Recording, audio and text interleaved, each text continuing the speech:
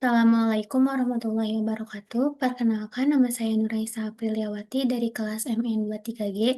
Di sini saya akan menjelaskan tentang kapital struktur dan leverage.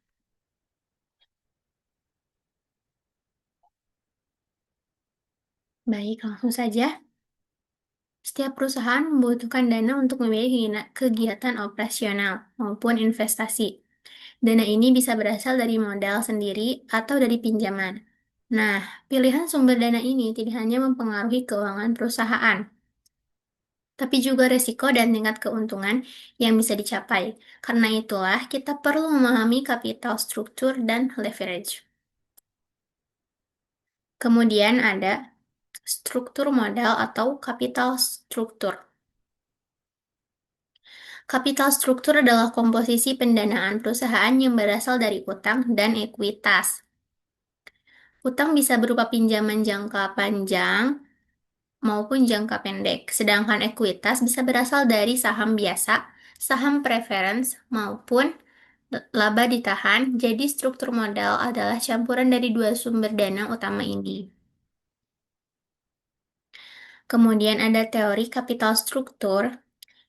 Terdapat beberapa teori penting yang menjelaskan kapital struktur. Pertama, Modigliani-Milter proportion yang menyatakan bahwa di pasar sempurna struktur modal tidak mempengaruhi nilai perusahaan.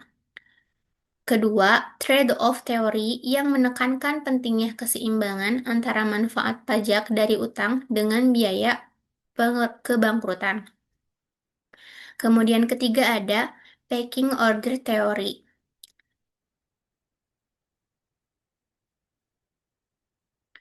yang menyatakan perusahaan lebih suka menggunakan laba ditahan terlebih dahulu, kemudian utang, dan terakhir menerbitkan saham baru. Dari teori-teori ini kita bisa memahami mengapa perusahaan mengambil keputusan pendanaan tertentu. Kemudian ada leverage. Sekarang kita masuk ke leverage. Leverage adalah penggunaan biaya tetap baik dalam bentuk biaya operasional maupun bunga hutang. Untuk memperbesar dampak perubahan penjualan terhadap laba perusahaan, leverage bisa meningkatkan return, tetapi di sisi lain juga meningkatkan resiko apabila perusahaan tidak mampu menutup biaya tetap tersebut. Kemudian ada jenis leverage. Terdapat tiga jenis. Pertama, operating leverage, yaitu yang berkaitan dengan biaya tetap operasional. Jadi, semakin tinggi operating leverage, semakin besar pengaruh perubahan penjualan terhadap laba operasional. Kemudian ada financial leverage, yaitu pengaruh penggunaan hutang terhadap laba per saham atau APIs untuk bisa memperbesar keuntungan pemegang saham, tapi juga meningkatkan resiko. Kemudian ada combined leverage, yaitu gabungan dari operating dan financial leverage. Ini menunjukkan seberapa besar perubahan penjualan mempengaruhi laba bersih per saham. Kemudian ada hubungan kapital struktur dan leverage.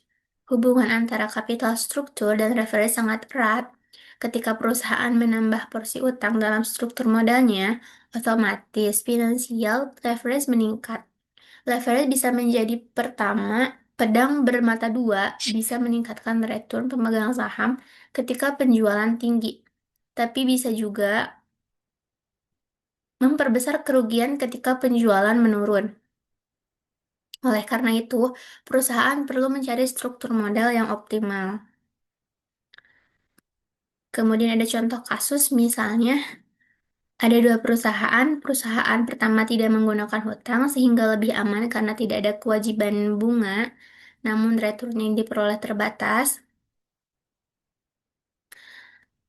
Perusahaan kedua penggunaan utang dalam pendanaannya. Jika penjualannya meningkat, return pemegang saham juga meningkat, lebih besar dibanding perusahaan pertama. Tetapi jika penjualan turun, resiko kebangkrutan lebih besar karena kewajiban bunga tetap harus dibayar. Dari sini kita bisa lihat bahwa penggunaan leverage harus lebih hati-hati. Jadi perlu keseimbangan antara risiko dan keuntungan. Jadi kesimpulannya, kapital struktur adalah kombinasi utang dan ekuitas untuk membiayai aktivitas perusahaan.